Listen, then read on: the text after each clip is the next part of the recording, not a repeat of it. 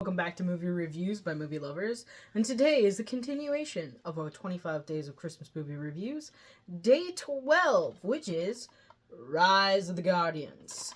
And our rating for this is a 4. It's been a while since we viewed it. So, with this, now, we've already done our TikTok one for this, and we just realized... is this really a Christmas movie? We would have to say... what would we have to say? Well, it's a good family movie, so if you have the whole, a lot of... I think the only reason why it's considered a Christmas movie is because it's during the wintertime.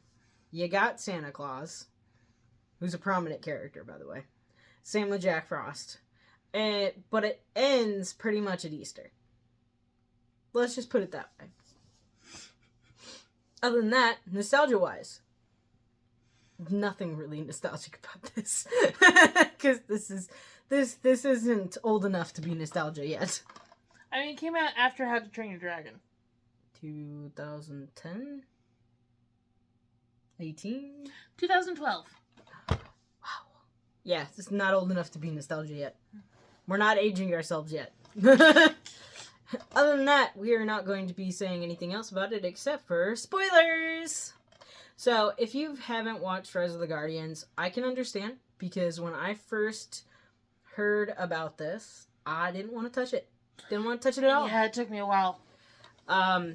She brought this one into the relationship. She loved it. She adored it. This is my second time watching it. The first time I watched it, I was like, eh. This time I rewatched it, and I guess... just being older and wiser and... Are you sure you're wiser? just being older.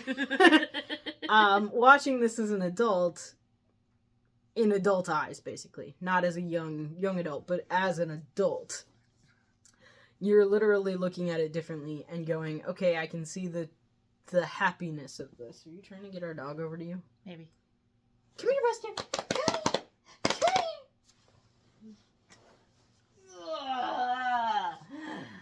Oh, I just got hit in the head. Keep back here. No, I think one of my favorite scenes in the movie is Jack Frost causing a kid to lose his tooth.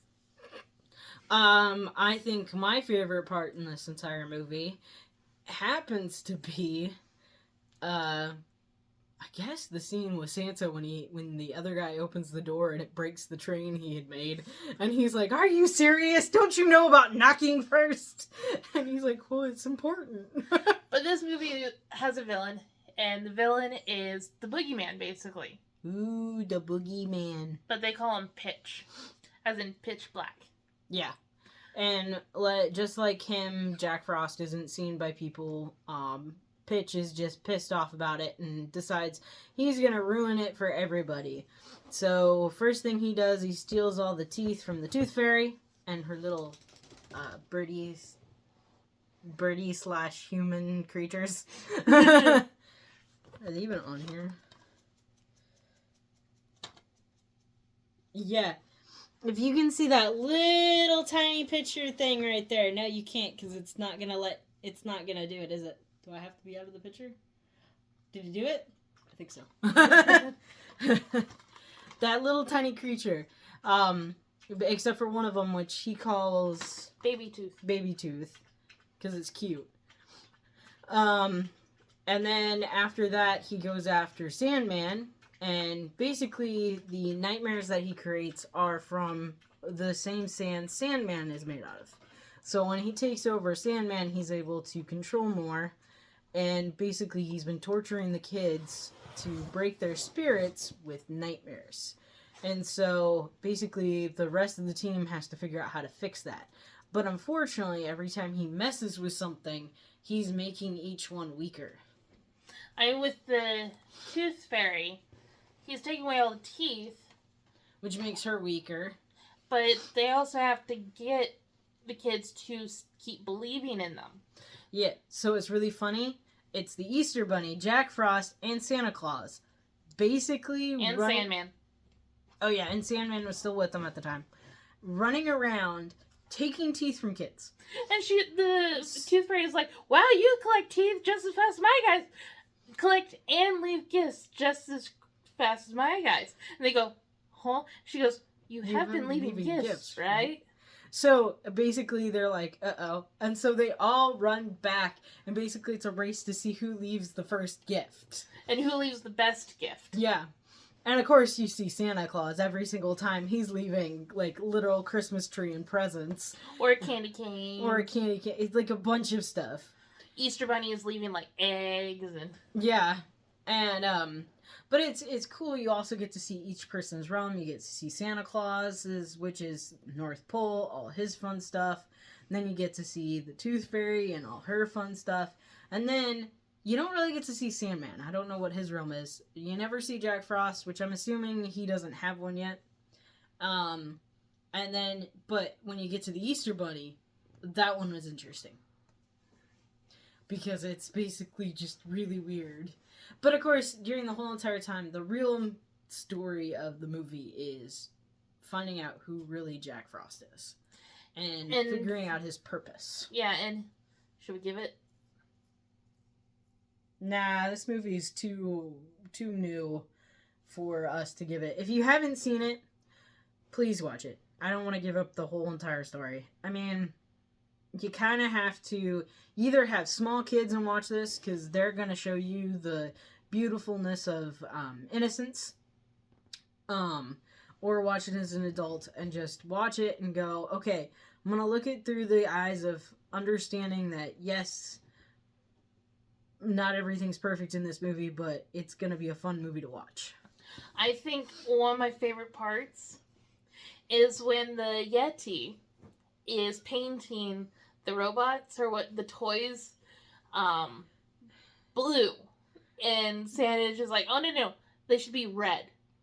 Oh, and then, of course, when he's helping the Easter Bunny, too, and he's painting the Easter eggs red, and the guy goes, oh, they should be blue, and he's literally throwing a fit.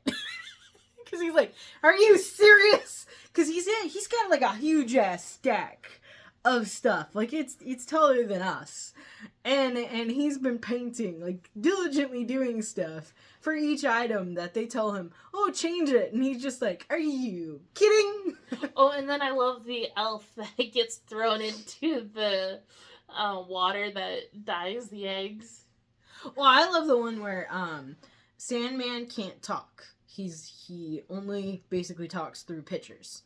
Because, I mean, he's a dream, basically.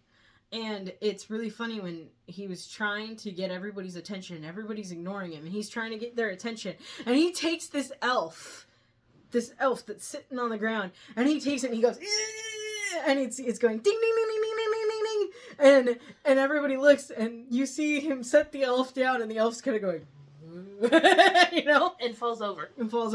Oh, and then another part where when you first see Santa Claus with Jack and they're walking together, and he's like, oh, I thought it was the elves that built everything. He's like, shh, let them think that.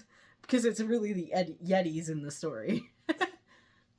Anything else? I don't think there is. If you haven't seen it, like I said, please go watch it. If you have seen it, and we will go ahead and cover on this one, do you consider this a Christmas movie, or do you consider it not? Could it be an Easter movie? I don't know. Tell us your thoughts, please. We would appreciate it. Now we're having another cat visit. Please like and subscribe to our channel. Yep. Bye. I forgot to prime it. Bye.